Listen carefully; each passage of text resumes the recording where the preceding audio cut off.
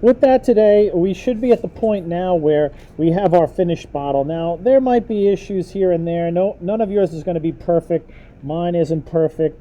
You know, these are hand drawn. The important part is, in this project for me, is that we're starting to look a little bit more carefully, and we're going to start to try to, when we see something is wrong, we try to fix it. So, you know, if you're looking at your work and you're like, hey, something doesn't look right, and maybe it's a little bit of the space or size there. I know most of you, almost all of you, have the ability pretty easily to look at your drawing and say, oh, well, it's crooked, or it's too wide, it's too skinny. Sometimes you don't do that because you just think you can't do it better than that. But drawing is a lot about like looking, fixing, and correcting. And you got to be, you know, to be a famous artist, you got to be someone who is pretty good at looking at what they're doing and fixing and correcting. So today what we're going to do is we're going to kind of wrap this up by adding value. And what is value? I'm going to just write it right over there. Value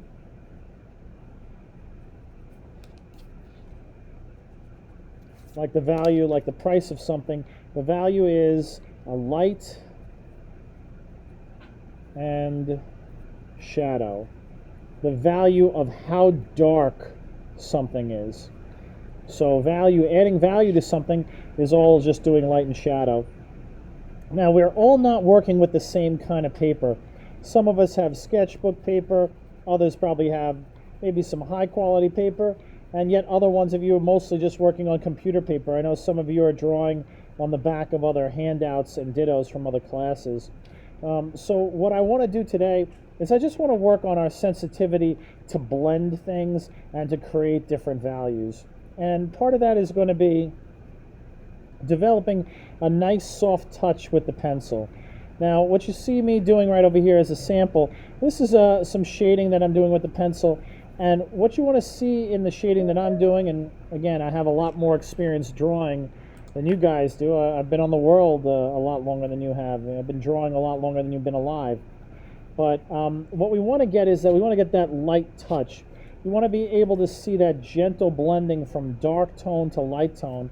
And you can see that I'm doing that really with just moving the pencil back and forth and how hard I'm pressing on the paper. Now, some paper you're using might be a little smoother, some paper might be a little bit rougher, but you know, no matter what you have, you should be able to, you know, get a decent amount of value and shading on this picture. Now, you might want to just jump into it and just do it. I mean, this would be, I've been shading with pencil my entire life, but I want you to kind of take a few minutes, and I'm going to try to give you a couple pointers that might be helpful for working. Number one is, you know, if you find yourself shading like this, and you see how scratchy and uneven this is, you might try to blend it with your finger, but no matter how much you go over that, it's still kind of scratchy and sort of uneven. What I did up here, you can see how even and sort of, you don't really see my marks so much, you just see the gray that I put down on the paper. So some people have trouble getting that sort of nice fine layer of gray. The best way I could tell you to do that is don't hold your pencil right at the point over here, and don't press down really hard. I had the issue when I was young learning how to draw that I always drew really, really dark, and I also shaded really, really dark and things like that. Dark is hard because it's difficult to fix it later on. When you press down too hard, you even can't completely erase something. It always kind of stays there. And when you're trying to make something look realistic, where it's sort of faded and blended like the photograph is, if you put down your shading all kinds of rough and, you know, going all in different directions, it's never going to look really good. So what we want to do is we want to develop a way of holding the pencil that's going to be a little more conducive to really nice smooth blending. And the way I figured out is not squeezing the pencil. It's hard to, like, if you're squeezing the pencil and you're really holding it tight and you're holding it down here, it's hard not to go in and make really, really dark marks. By holding the pencil further away from the end, I hold it almost in the middle, and I don't squeeze the pencil. I barely just hold it in my fingers. It's just tight enough so that it doesn't fall out of my hand. But by not squeezing the pencil, by using it and not holding it really down to the edge, I find an ability to really make much lighter values and much more even mark making. And this is going to be a good technique for you guys to try to think about using when we start shading this thing. And you can do what I'm doing right now. You can also practice on the outside of your bottle a little bit to get that feel for making your lights and darks. But the best way I tell you how to do that is hold the pencil further back and really hold it very lightly. If you squeeze the pencil really hard, it's hard to squeeze the pencil really hard and make really light line. Generally, if you're tight on top of it, it's going to be tight and dark over here. Try to keep it looser, all right? And when you practice doing that in your margins, you want to practice trying to get nice, even coverage. Even if your coverage is a little bit too dark, you want to try to find a way to work where that's coming down nice and even and not coming down very scratchy or uneven like what you see over here. We will be able to blend this a little bit with our fingers, but these drawings are pretty small to begin with, so it's not like we'll be able to get our finger in there and do a lot of really detailed work, and erasing our shading, that becomes a problem too. So what I want to think about is trying to put it down from the pencil to the paper so that everything looks really good before we even try to smudge it out a little bit. But before I start shading, what I'm going to do is I'm going to get rid of my guidelines on the inside. I can leave them on the outside. Again, this is just a practice drawing. But these these grid lines, we want to erase them before we start working, because otherwise there's no way to get rid of them once we start doing shading. And if you do a really nice job on top of this, you're not going to want to have to erase that and get that out of there. We're going to look at the picture of the bottle, which you have on the left-hand side of the frame over here.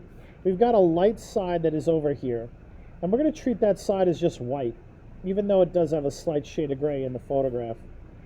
If we look at our picture, the darkest part of the bottle, all right, the darkest part of the bottle ends up being right in the center. You might notice that when you look at the neck over here, it's really almost black right here. But when you look on this side over here, this other edge, it gets a little bit lighter. I mean, it's not as light as this side, but it's a lighter gray than it is in the center. Because this is a rounded form, we have light coming from this side. That makes this bright. Light on this, not hitting on this side, makes this dark, but light that hits this white table and bounces back up at it gives us a little bit of a highlight. So if you notice, it's darkest where my mouse is right here, and it's darkest right over here because of the tilt of the bottle, and then it starts getting lighter and lighter as you go down because it's getting closer and closer to the table. There's more reflective light. So if we were just to go over here and draw a line down the center of it, a zigzag line, and just make one side light, one side dark, it really wouldn't make this thing look realistic. Having value, the value of the light and the dark, the more values you have, the more different shades of gray you put in here, all right? The more shades of gray means that it'll be looking more like something you see in real life. Our eye in real life is capable of seeing millions of different subtle variations in light and in color. And the more of those things that we capture on our drawing, the better it's going to be.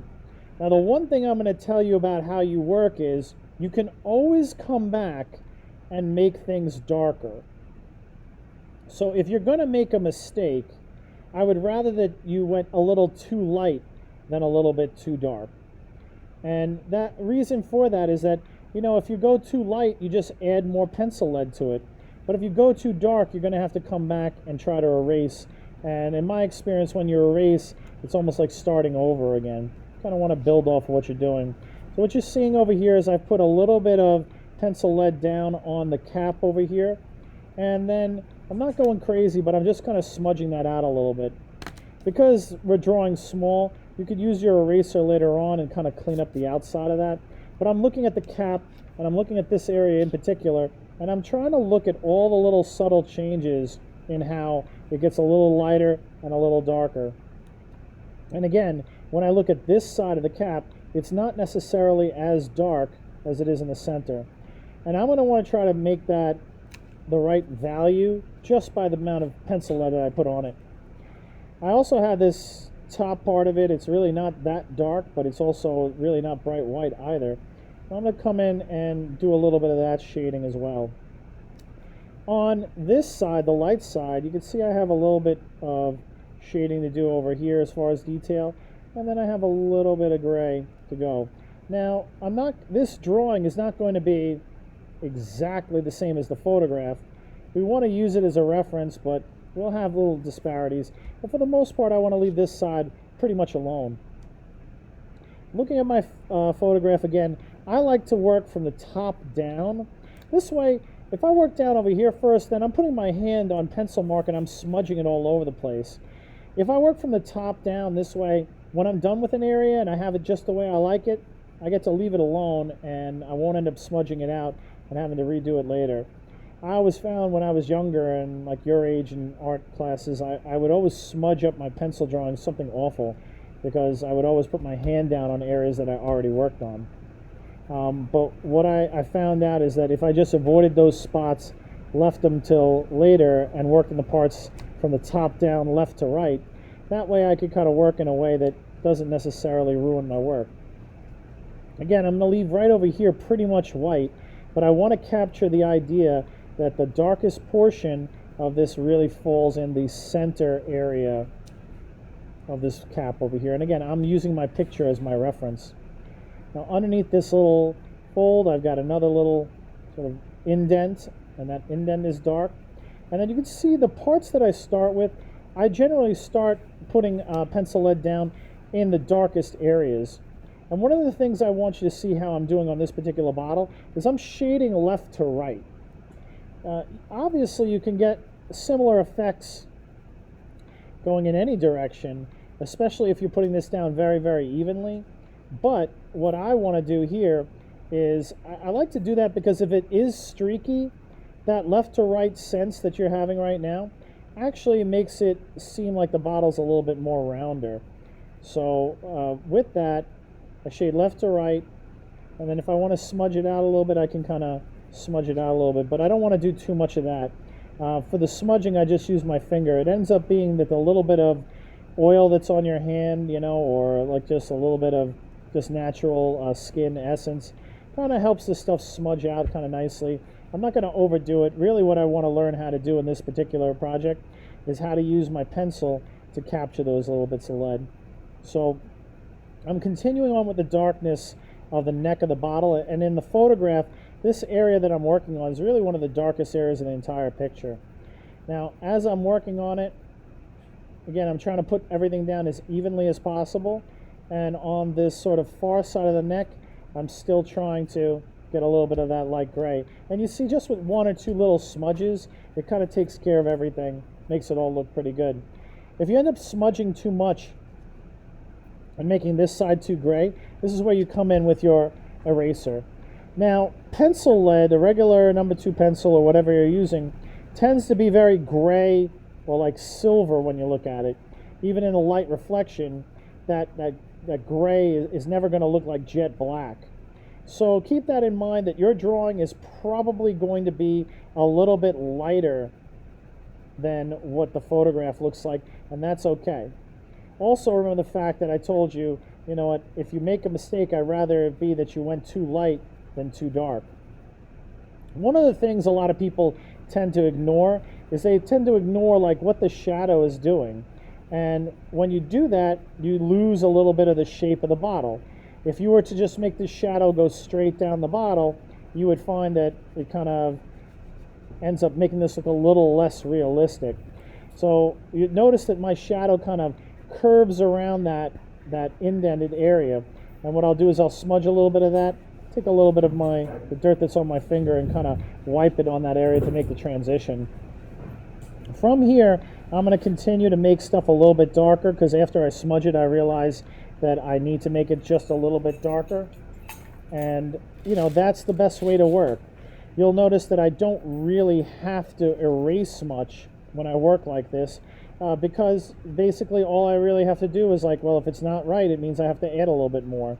And again, the one thing that's hard to fix And again, I can't physically jump through the screen and fix your drawings, but the hardest thing to fix is if you go too dark.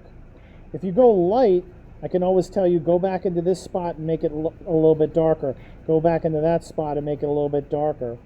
But if you go too dark, it really is like a race and start over again. And if you really, really press down too hard, well, there's not a whole lot I can do for you. As you work your way down through the rest of this bottle, you're going to find that it gets lighter and lighter. So I'm going to press down a little lighter and lighter as I go. And then what I'm going to do is I'm going to just fill out this side with a little bit of light gray. And if you have to, if you're not perfectly clean and sloppy, you can always clean up some of those extra marks afterwards with your pencil.